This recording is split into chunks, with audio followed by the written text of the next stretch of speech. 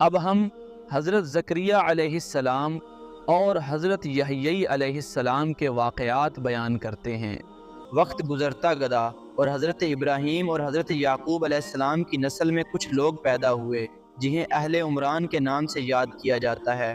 اللہ تعالیٰ سورت ال عمران کی آیات 30 اور 34 میں فرماتے ہیں کہ اللہ تعالیٰ نے آدم علیہ السلام، نور اور خاندان ابراہیم اور خاندان عمران میں سے کچھ افراد کو خاص بنایا۔ یہ سب آپس میں ایک دوسرے کے قریبی تھے اور اللہ سب کچھ سننے اور جاننے والا ہے۔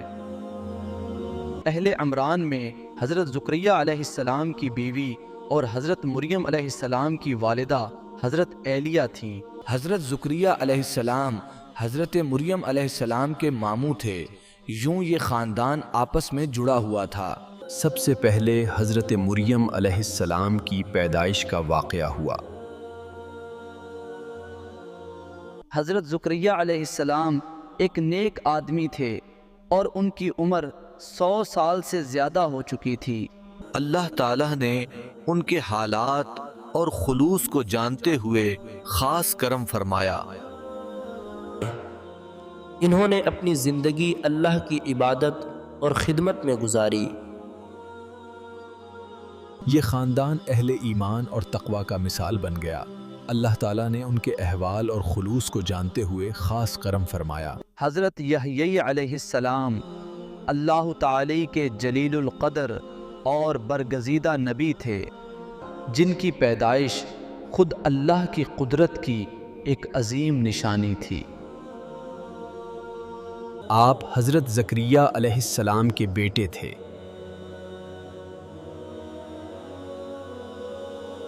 حضرت زکریا علیہ السلام بڑھاپے کو پہنچ چکے تھے اور ان کی اہلیہ بانجھ تھیں، مگر اس کے باوجود انہوں نے اللہ سے نہایت عاجزی کے ساتھ نیک اولاد کی دعا مانگی۔ اللہ تعالی نے ان کی دعا قبول فرمائی اور فرشتوں کے ذریعے خوشخبری دی کہ ان کے ہاں ایک بیٹا پیدا ہوگا جس کا نام یحییٰ رکھا جائے گا، اور یہ نام اس سے پہلے کسی انسان کا نہیں رکھا گیا۔ قرآن کریم میں اللہ تعالیٰ فرماتا ہے، یا زکریا انا نبشرک بغلام اسمہ یحییٰ لم نجعل له من قبل سمیا۔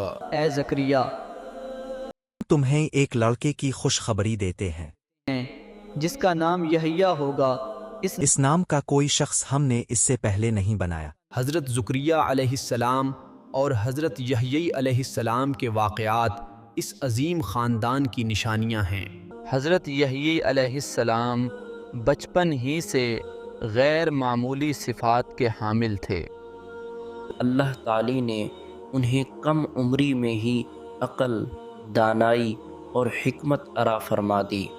قرآن میں اللہ فرماتا ہے، یا یحییٰ خذ الکتم بقوۃ وآتینہ الحکم صبیا۔ ترجمہ، اے یحییٰ، کتاب کو مضبوطی سے تھام لو، اور ہم نے اسے بچپن ہی میں دانائی عطا کی۔ اللہ تعالی نے حضرت یحییٰ علیہ السلام کو پاکیزگی، تقوی، نرمی اور والدین کی اطاعت جیسی صفات سے نوازا۔ قرآن ان کی عظمت یوں بیان کرتا ہے، وَحَنَانًا مِن لَدُنَّا وَزَكَاةً وَكَانَ تَقِيًّا وَبَرًّا بِوَالِدَيْهِ وَلَمْ يَكُنْ جَبَّارًا عَصِيًّا۔ ترجمہ، اور ہم نے اپنی طرف سے اسے شفقت اور پاکیزگی عطا کی اور وہ پرہیزگار تھا، اور اپنے والدین کا فرما بردار تھا، اور وہ سرکش اور نافرمان نہیں تھا۔ حضرت یحییٰ علیہ السلام نہایت حلیم، رقیق القلب، پاک باز، عابد و متقی اور قناعت پسند تھے۔ آپ زندگی بہت سادہ بسر کرتے، غذا صرف ضرورت کے مطابق اور لباس بس ستر کے لیے ہوتا۔ پیاس لگتی تو نہر کے پانی سے پی لیتے، جاگل اور بیابان سے محبت رکھتے تھے۔ آپ نے زندگی کا بیشتر حصہ عبادت اور اللہ کے ذکر میں گزارا، حق بات کہنے میں کسی سے نہ ڈرتے۔ آپ جنگل اور بیابان میں رہ کر زندگی بسر کرتے، درختوں کے پتوں اور شہد سے روزی حاصل کرتے۔ آپ سچائی، پاک دامنی، عدل اور تقوی کا درس دیتے، لوگوں کو توبہ کی دعوت دیتے۔ حضرت یحییٰ علیہ السلام نہایت حلیم اور نرمی کے مالک تھے۔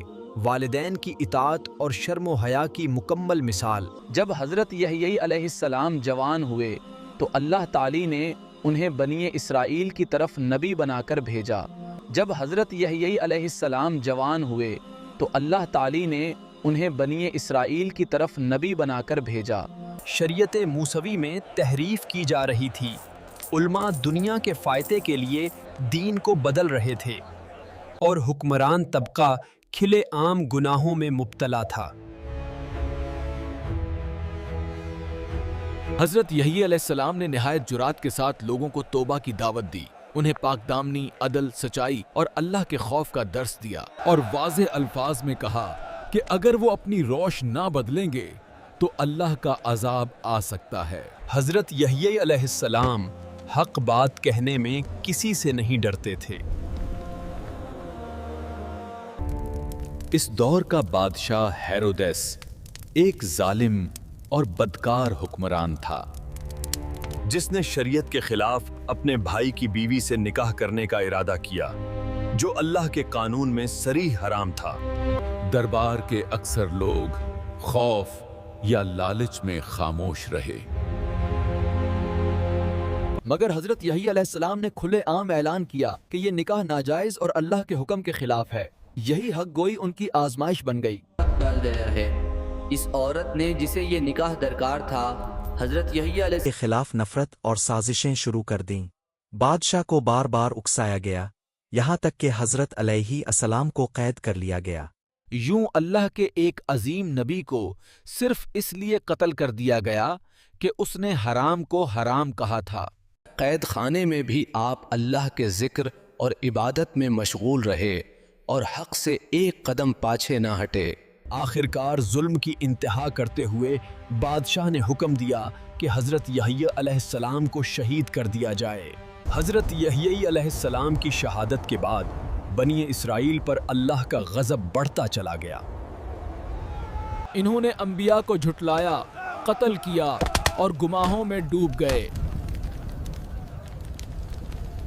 قرآن کریم حضرت یحییٰ علیہ السلام کے مقام کو ہمیشہ کے لیے محفوظ کر دیتا ہے اور فرماتا ہے وَسَالِمَا مَنْ عَلَّلَيْهِ يَوْمَ وُولِدَ وَيَوْمَ وَيَمُوتُ، اور سلام ہو اس پر جس دن وہ پیدا ہوا، جس دن وہ وفات پائے گا اور جس دن وہ دوبارہ زندہ کیا جائے گا۔ حضرت یحییٰ علیہ السلام کی پوری زندگی ہمیں یہ سبق دیتی ہے کہ حق کا راستہ آسان نہیں ہوتا۔ جو شخص اللہ کے دین پر ڈٹ جائے، خواہ اس کی قیمت جان ہی کیوں نہ ہو، وہی اصل کامیاب ہے۔ حضرت یحییٰ علیہ السلام کا واقعہ قیامت تک انسانوں کے لیے پیغام ہے کہ باطل وقتی طور پر غالب آ سکتا ہے۔ یہ واقعہ ہمیں سکھاتا ہے کہ باطل وقتی طور پر غالب آ سکتا ہے، لیکن انجام کار حق ہی سرخرو ہوتا ہے۔